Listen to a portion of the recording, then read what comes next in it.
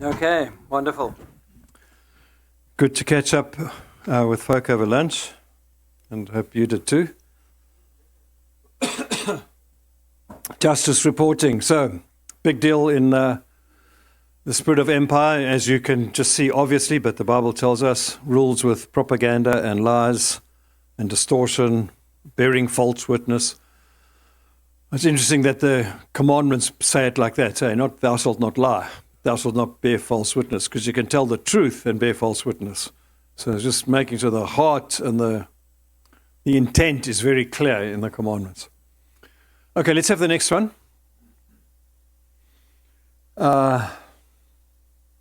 Sustainable supply chain.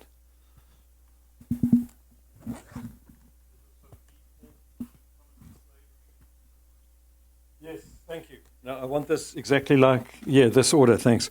So let me just look.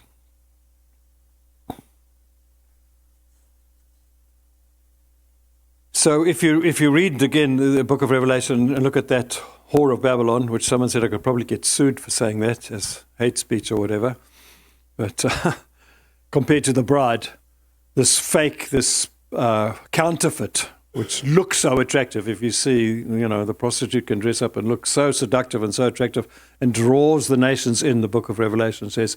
But it also says that one of the problems with Babylon is that there are excessive luxuries. So not only are there lies and propaganda, but excessive luxuries. Or actually the Bible says in Revelation it leads people astray. That's the thing, which is lies and propaganda. Then later says no one who tells lies will go to heaven. No liars. In the kingdom of God environment. But the second thing is this excessive luxuries. And so I've put these two examples here. And so these are modern day issues we're facing today that are countered by people using strategies to address the issue of excessive luxury.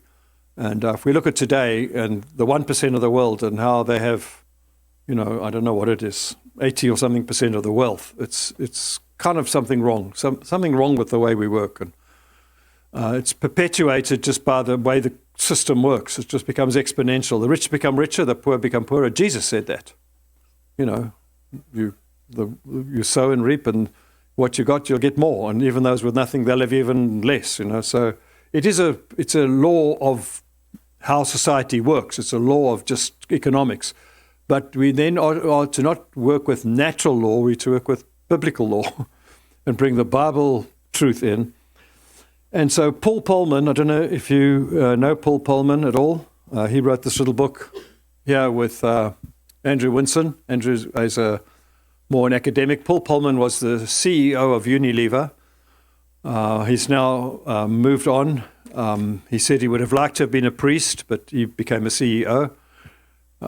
So he's a guy who wants to do good with his life. But he was CEO of Nestle, and then they called him over to Unilever to help Unilever because they were struggling and needed to turn around. Unilever was a quasi-Quaker company. It was started by a dad and then handed over to two brothers. So they were kind of Christian influenced. They weren't part of the Quaker group like the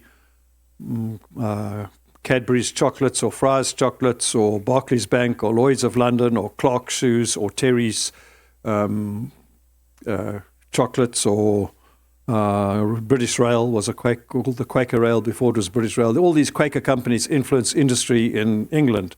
And I'll talk some more about that just now. But Unilever was kind of part of that and copied them in a sense. They did the same kind of things for justice and for people. So whereas the Cadbury's built a little village called Bourneville for their workers, Unilever built Port Sunlight. And those were in the days 150 years ago where that wasn't the norm. You didn't build a village for your workers and give them a tea break and a pension and a library and medical care and a cricket oval, which is, being in England, is very important, more important than baseball even, to have a cricket oval, and all those things that help workers thrive and then work well, of course. Your workers are well taken care of and they love the environment you've created for them. You're going to get better results, and then they became rich not on purpose but by accident, because they weren't looking for profit, they were looking to do good.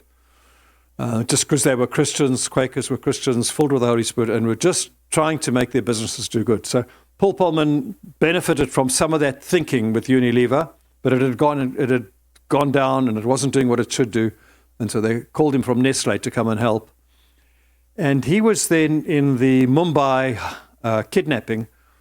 2008, there was a kidnapping. Some terrorists came from Pakistan into Delhi, into Mumbai, into Mumbai, the Taj Mahal Hotel in Mumbai, and a couple of other hotels, dropped a few bombs and started some havoc and took a whole lot of people hostage in the Mumbai hotel. There's a movie made about it by some Australians, which is actually really good, worth watching. And he was hostage in that situation with his team. And then there was a raid from the police and people got shot and killed and whatever, and they got freed.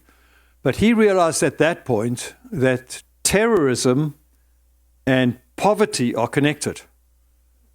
Now, it's sad that for a CEO, it took that kind of situation for him to realize, because you should know that intuitively.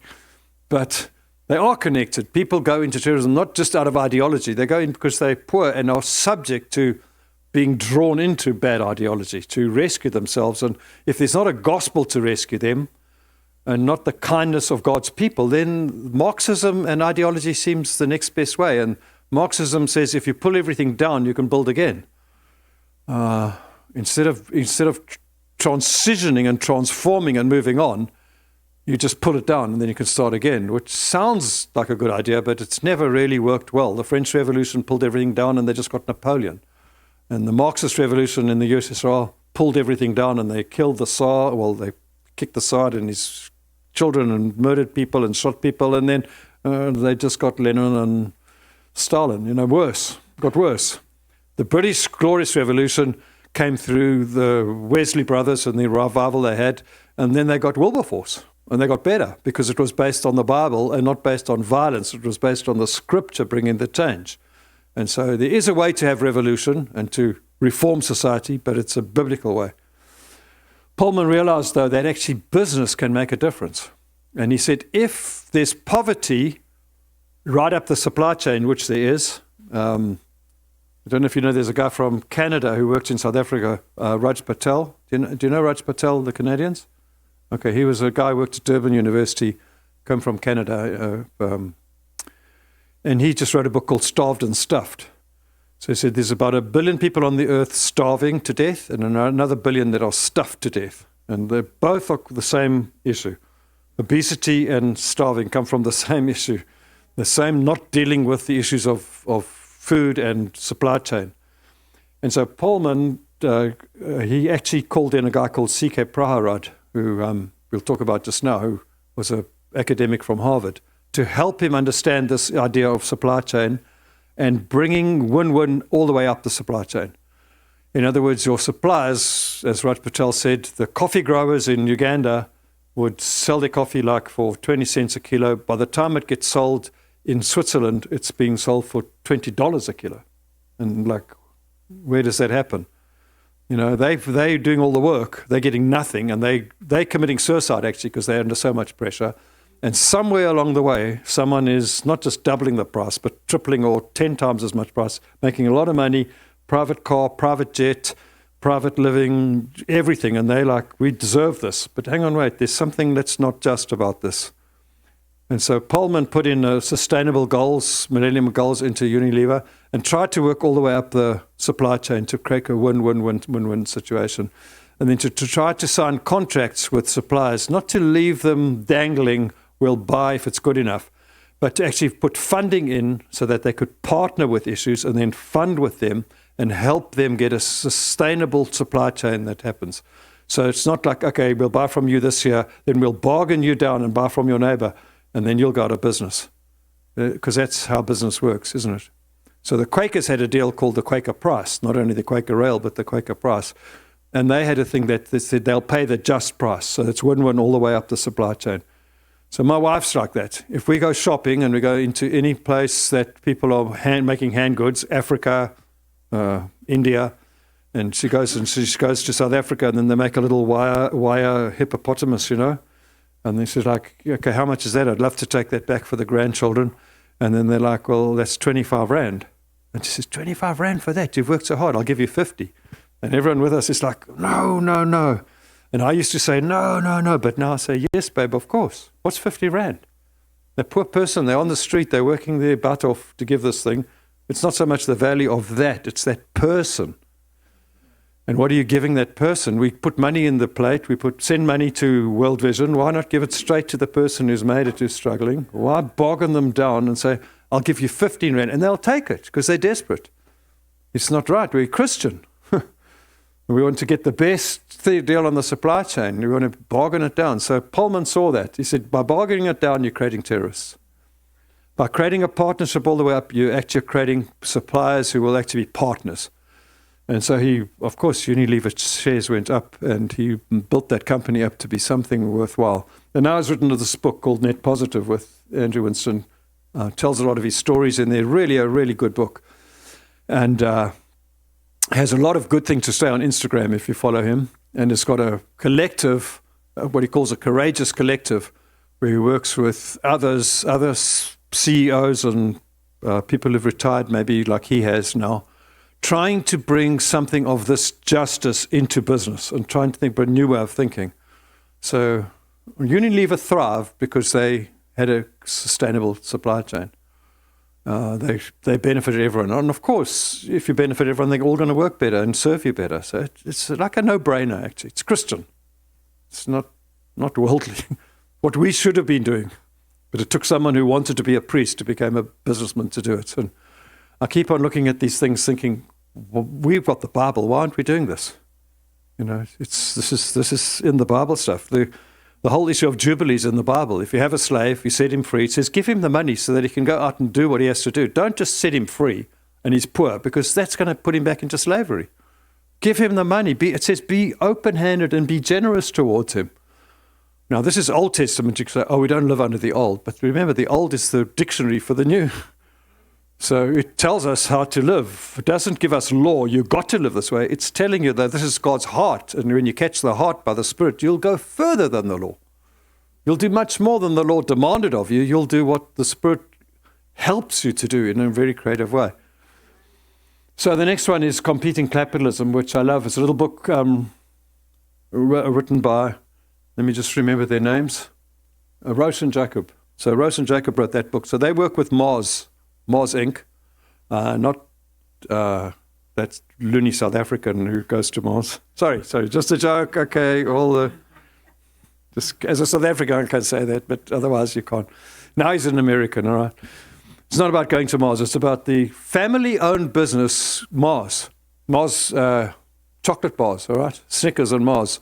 It's M&M, exactly, M&M, yeah. So they are a multi-billion-dollar business.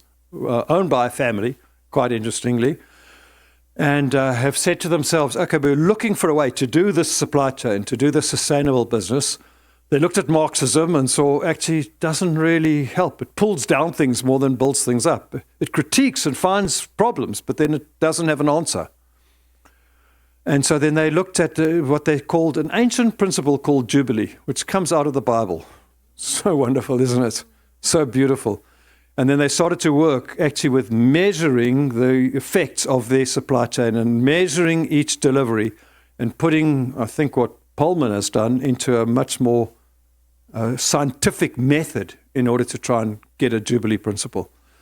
And so there are ways to take the Bible and apply it today in big business and make big money. You don't have to be poor to be Christian. But you also don't have to side with Babylon and be corrupt and be Christian, because that's where most Christians are. They are not realizing that there is a whore driving the ship, and they are in that ship too, on those 7 hills that are now beasts, and they're being carried by a system that is not doing us any good. And they just say, that's the way the world is. It's true. That is the way the world is, but it's not the way the world should be. Yeah.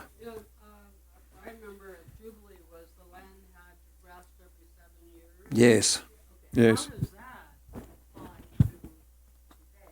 Yes. We have a business at home. We make chicken reports. How does that law apply here? I think just understanding that the whole the whole principle of rest is like a Sabbath day rest. You take one day off out of 7, and it's a day of God and a day of worship.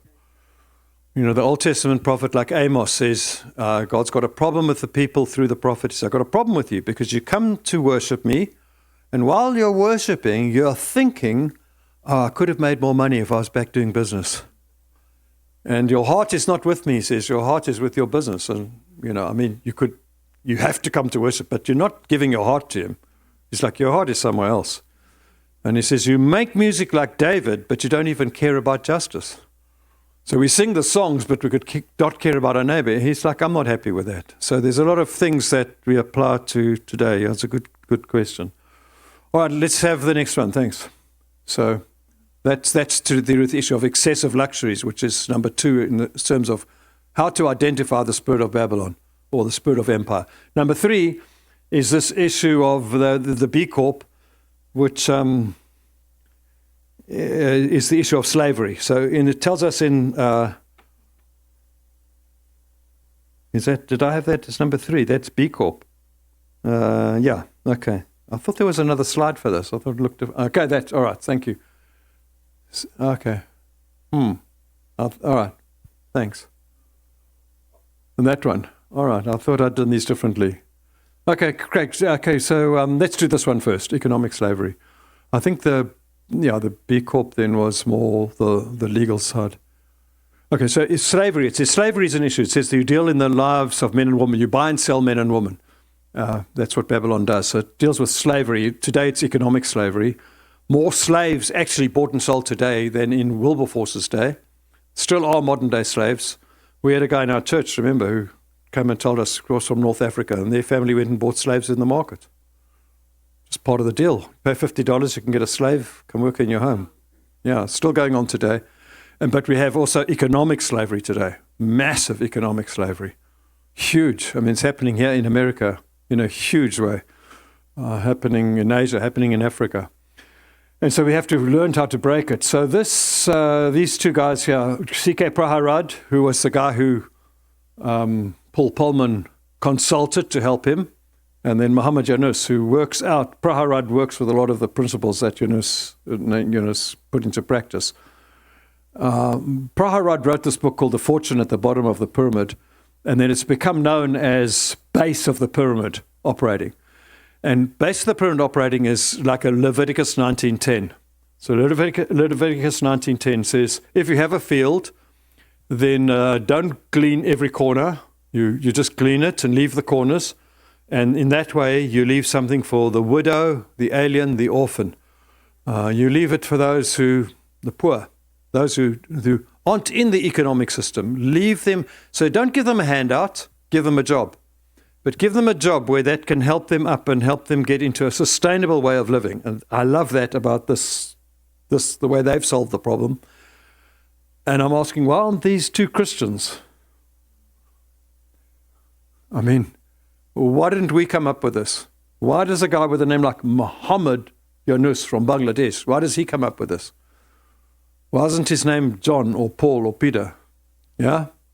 Because we've been seduced. We've been taught to stop in the wilderness and don't cross to the promised land. And one day you'll get to heaven and Jesus will say, we won't say, well done, good and faithful servant, because we didn't do what he asked us to do. We'll just have to say, welcome. Yeah? Does that mean or what? Maybe. Yeah, we've been seduced. We haven't been given the full gospel.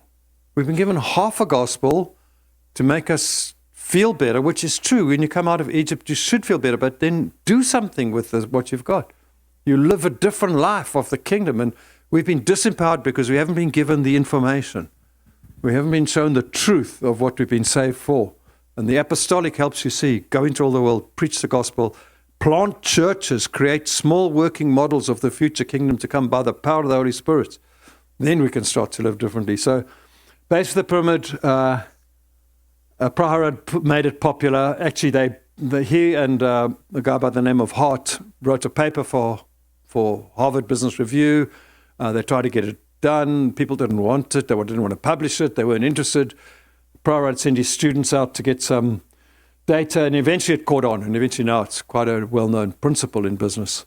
But Janus really he made it popular and broke the idea of poverty being the fault of those people. He said it's like almost like a disease that they've caught. Now we've got to come and heal them. So he was in Bangladesh. He's a professor of economics at Chittagong University, studied here in America. He went back, and in 1974 there was a massive famine in Bangladesh and people were dying.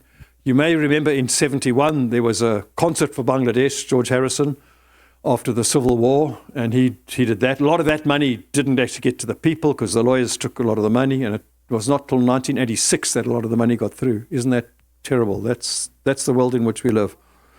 Yeah, long time to wait for the money. By that time, the famine was over. But a few days later, because of all those conditions, and then because of the weather and the monsoons and the typhoons and that, 74 people were dying. And Janus says he comes back from America, he's professor of economics, and people are dying on his doorstep. And he says, what's the good of economics if people are dying on the doorstep? Which is true. Like, why learn about what to do with your money if people are dead and dying? It's like pointless. And he said he learnt a lot of things from his mother, who was a very generous person. They didn't have much in their home, but if ever anybody came to visit, she had a gift for them. And he said he learned, you can be a giver. It doesn't matter if you've got or don't have. And I think a lot of people, a lot of us, learn good things from our mothers. Yeah, good from our fathers, but from our mothers, because there's a compassion that's needed for the kingdom. And it's not just about doing the right thing. It's about, okay, how do we go the extra mile to show love and compassion and care? So he sent his students as a professor into the village to say, okay, go and see what's going on. And they come back and they conclude that there's 42 families that need help that they can identify. They are basket weavers. The women are weaving baskets, and all they need is $27 to break the chains and the shackles that are around them with the middleman, who's a real, enslaver. He's keeping them in bondage because he's paying them just enough for their baskets that they can weave for the next day. So they're getting enough to buy materials and pay for their food and day by day, hand-to-mouth living. But he's then selling these baskets in the market for a huge markup. So he's making a lot of money doing nothing but being a middleman. They're making very little money, working like crazy, but they're keeping their family alive. But he says that's not helpful because anything goes wrong, they die. And that's why people are dying. So he says, I can loan them $27 and get them out of the shackles that they're in. Like Isaiah would say, Isaiah 58. But he realized if I give this village and those 42 families $27, which I have in my pocket, that whole village will be knocking on my door and I'm dead.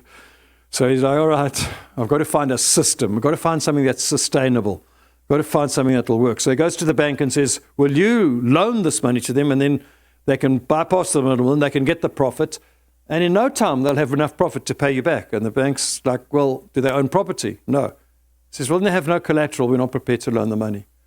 And he says, but their lives and their families are their collateral. They're going to die if they don't get it. Of course they're going to pay it back because they're on the line. They're living near death. People are dying in this village. And they're like, we're not interested. So he says, okay, I'll start a bank then. So he starts a bank called Grameen, which means village, Grameen Bank. And it's now, at this point in time, loaned out billions of dollars. You can look on the internet. Has thousands and thousands. 98% of the villages in Bangladesh loan from Grameen Bank. He has an incredible track record. It's a 98% repayment rate. So if you ever know anything about banking, that's not what normal banks have. They have much bigger default. I don't know what the stats are on this, but they're probably about 85%. He's got a 98% repayment rate. Because people, he puts them in groups, he learned from what he does. Mostly to women, not to men, sorry to the guys, but it says men generally they can buy a new Harley Davidson or something. You know. Women will invest in their children. And they have 16 principles they have to obey if they sign on with him. They've got to be in a group of 10. They've got to have a savings fund in case there's a problem. They've got to have a medical fund in case there's a problem. They've got to have a food garden that they can feed themselves and their family so that they have a sustainable way of actually helping them to make profit with their business. Because it's not just about weaving baskets, but actually there's some money that goes into growing the food so that you can eat off the land because it's there and it's free once you get it going, but we'll help you to get it going. So there's 16 principles that they sign up with. And I'm just thinking, why does a guy with the name of Muhammad, please? I love the man. He's won a Nobel Prize for this. But why does he come up with Leviticus 19:10, and why isn't it you and I? Because we weren't taught this. We weren't told this is our mandate. And when we looked at the starving, we said, you'll go to heaven when you die. Don't worry. You'll meet Jesus. Let us give you a tract. Let us tell you about the blood of Christ. And that's good, but not good enough, because we're not bringing the kingdom. And so he started this thing called Grameen Bank and won a Nobel Prize. And I just love it because it's a sustainable way out of poverty. He has a repayment rate. He started a bank for beggars. Beggars on the side of the road. It's like, okay, you got product. Why don't you sell something? You got nothing, you're begging. I will loan you money so that you can buy something that you can sell. And then you put yourself in a group and you help yourself not to default. And then you pay me back, which is working. Isn't it incredible? Then he starts a social enterprise with Des Moines, the yogurt factory. And they go into partnership with Des Moines and start to actually then do investment out of their funds, this Grameen Bank, with the people. And they become shareholders with a social enterprise that's now helping, not taking profit, but putting profit back into society to actually help the people of Bangladesh. And just comes up, he started a thing before there was mobile phones everywhere. They gave a mobile phone to one lady in a village, the telephone lady, and then she would let everyone come and use the mobile phone, and they'd pay for that. And then she would use that as a business. So now everyone has a smartphone, but in those days, one lady gets a smartphone, they take a loan, they can pay the loan back. They charge the people their 20 cents a call. Then they pay the loan back. And now she's got a business and just thought of a million ways to help people out of poverty. Not to give mercy money to starving people, which is good. I'm not saying you shouldn't do that. But that's what most churches do. They'll give you soup. They'll give you a blanket. They'll give you shelter. But are we helping them get out of that place into another place? I mean, it's not so easy. Not so easy, but he found a way to do it. So I'm like, we have to find a way.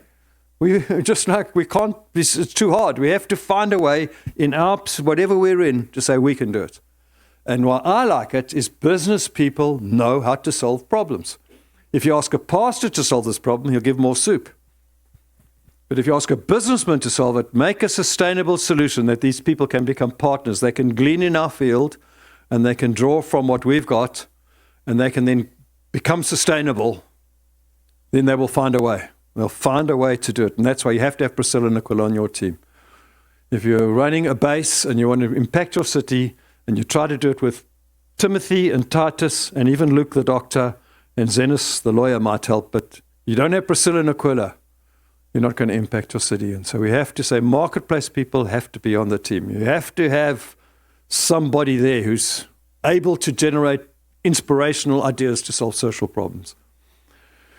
You understood that, and we should do the same. Free people from their economic slavery. All right, let's have the next one there. Thanks. We're going to make it by 2.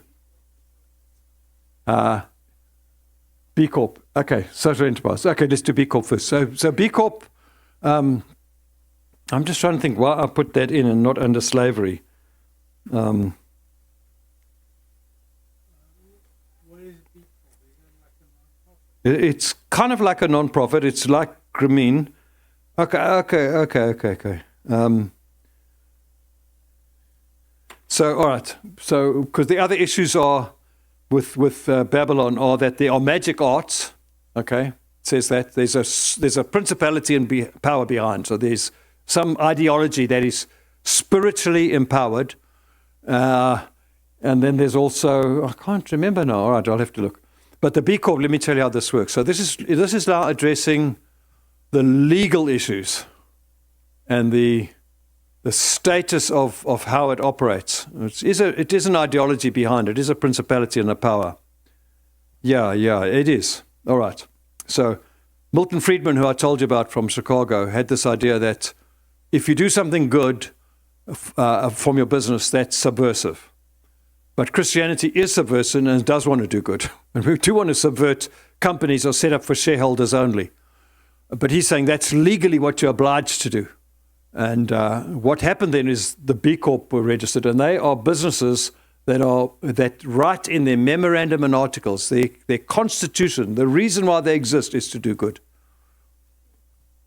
which is now totally different. So if you want to buy shares in these companies, you know they're going to do good. They have to do good for people, profit, and planet. So they're going to make profit, but they're going to do good for people and for planet. ESG, environment, social governance. And they get audited by the B Corp corporation, by the group that they've set up to register you, comes and audits you to make sure that you're doing what you said you do. So there's no greenwashing. Very good. I mean, it's like, that's what the early Quakers did. They opened their books to everyone in the Quaker community to see that we're not cheating and that we're doing the thing properly. B Corp does the same. And it's a much better way to do business. So Whole Foods, John Mackey said, we don't need B Corp. We've got Whole Foods, nice hippie from California, doing, Whole Foods, of course. Trader Joe's, not Trader Joe's, but Whole Foods. Making nice food from hippie kind of thing, healthy food, nice sustainable supply chain, had everything going well. And then there was a hostile takeover or a bid. And what you do with a hostile takeover, which Paul Polman nearly had with Heinz and Kraft, and nearly had another one. Cadbury's had one with Heinz and Kraft, took over Cadbury's with a hostile takeover. One of the ways you do it is you just announce that you're going to buy the shareholders out, and you'll pay them, if the shares are worth $50, you'll pay them $100. Or what you'll do is you'll pay them a good dividend that year. So you'll buy the shares for $50, but you'll give them a good dividend if they come with you. In other words, you'll get a good return. And what they do is basically cannibalize what you have and pay it out and then scale it down, kill the company, and walk off with profit. It's very, very wrong and illegal. So B Corp nearly happened to Whole Foods, and that's why they sold to Amazon. They realized they're on the edge, and they sold. Unilever nearly got cannibalized that way. Their shareholders realized, long term, we're going to lose. Even if we get money now, we'd rather stick with Paul Polman and his long-term planning, because he will only give a report back to shareholders once a year. And he says, if you want to buy shares in Unilever, don't expect a quarterly report, because if you work quarterly, you just have the pressure's on. You have to keep on making money. It's too, you can't plan long term. You're hijacked by short-term thinking. You got short-term thinking, you're going to have a short-term life. Long-term thinking, you have a long life.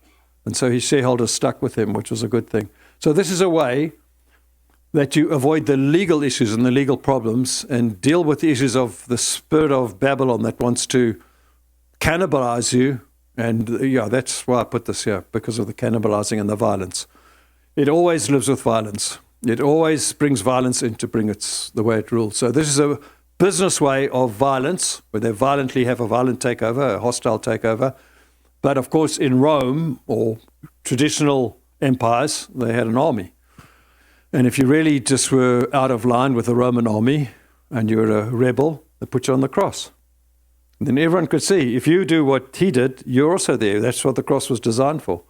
And the cross must make you suffer and suffer publicly, naked, torture you, so that anybody who thinks of whispering anything against the emperor is on that cross. You say Jesus is Lord and Caesar's not, you're on the cross.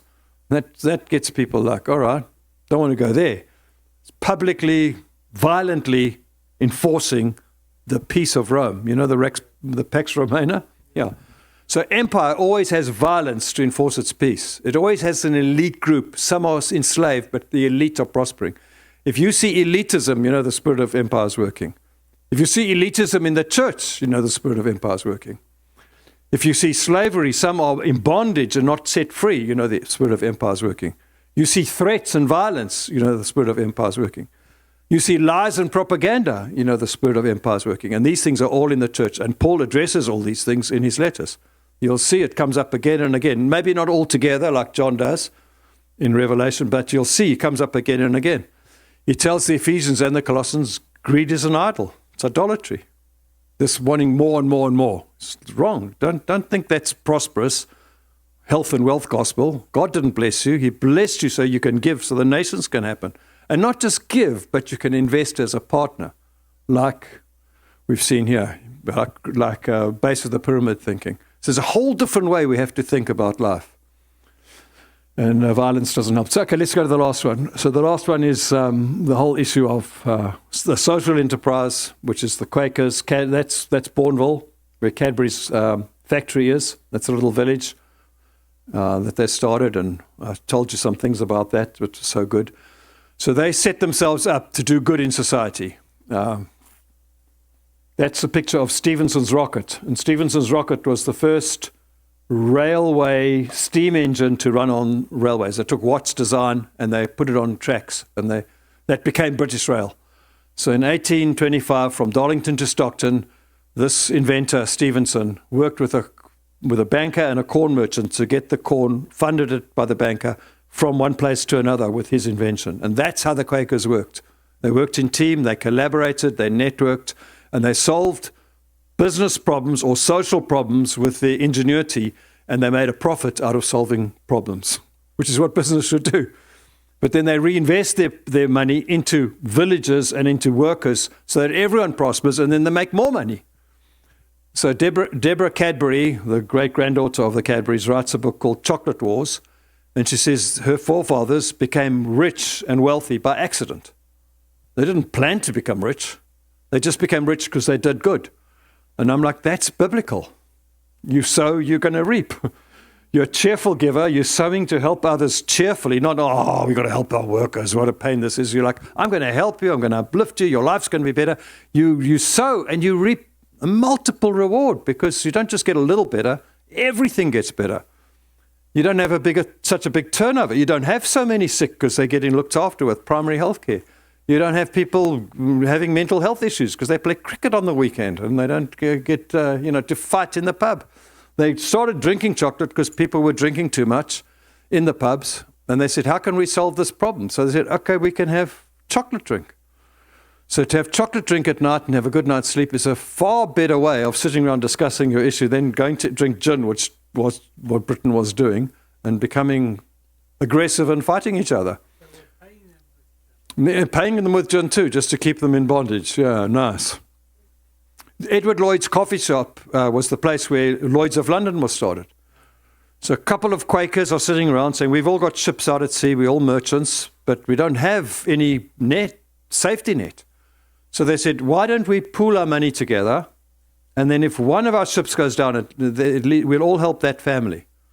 So that family won't be out of business in debtor's jail, which is what happened in those days. And we'd have a fund that we don't know which one will go down, but one of us is going to go down somewhere, and we'll just pool the money. That's how Lloyd's of London started. Holy Spirit-filled Christians sitting in a coffee shop saying, how can we solve a problem that we face? That has not got an answer from a textbook or from a professor, but there's a principle in the Word of God that says we help one another. And we're Christians, so we do it. We can trust one another because we're Christian. This whole idea of a company comes from being Christian. The Latin word is compani. Com is together, pani is bread. You break bread together. The people who could break bread together could form a company, which become a persona that has legal rights that you can trust, because you can break bread with these people, you can trust them. We've taken that and then we've sold shares on the market to people we don't know and don't trust and aren't building with us, and then they demand that we give them a profit. It's all gone wrong. It's money making money, but not money helping social problems and money solving social issues. So the Quakers did that. They addressed the issues and they addressed the principality and power behind. So we've got to see what Milton Friedman brought into the world as free market capitalism, and that the mission for business is to do as much good, as much money as it can, not as much good as it can, is really not a good mission. In China, they mix melamine, this kind of white stuff that you use in your kitchen, with baby powder, because they bond very naturally, chemically, they bond. And that means babies that drink baby powder with melamine in, that's beefed it up, get kidney problems, and they die. But if a company's mission is to make as much money as possible, then they are fulfilling the mission of their company. Isn't that right? According to Friedman, they are. And so you've got to see, but there's something more to life. There's something that you can't put a monetary value on, which the Harvard professor Michael Sandel says. He says there are some things you can't buy, and you just have to live with ethics as well as good business practice. And we as God's people have to say, yes, we can do that. Won't you just wind back to that little diagram? Because now it's 1 minute to 2. No, the kind of diamond-shaped one. I want to just show you something about this, and then we'll see if there are any questions. So this one, tell me if this rings a bell for you. All right? Truth is where you start. A righteous community, a community that's doing right. Okay? Community based on righteousness, grace and righteousness. Going out with the gospel to be ready to bring peace into society. Yeah, does it ring a bell? Truth, righteousness, gospel of peace. Church, yeah. Ephesians 6, spiritual warfare, belt of truth, shield of righteousness, gospel of shoes of peace, shield of faith, sword of the Spirit. This is spiritual warfare in a nutshell. That's Paul's worldview, and that's how we should be building our churches and our bases. This is how we do warfare. We actually bring the truth into community, small working model of the future kingdom to come by the power of the Holy Spirit, bringing justice into society at the right time. That's the readiness of the shoes. So you're looking for the readiness. When the time is right, you go through that door and you bring the change, and you critique it with the apostolic and the prophetic, which is your shield. Apostolic protects your faith. Your sword, the prophetic, you protect your faith. You see what's wrong. The sword, you advance with your faith. All right. Any questions or things you'd like to ask before we pack up and go home? Lots more we can say, but not today. You got the guts of it. You got the foundations, and you got the project, and now we can go and start kingdom bases to change the world and help each other. No questions? I'm going to hand over to you. Thank you.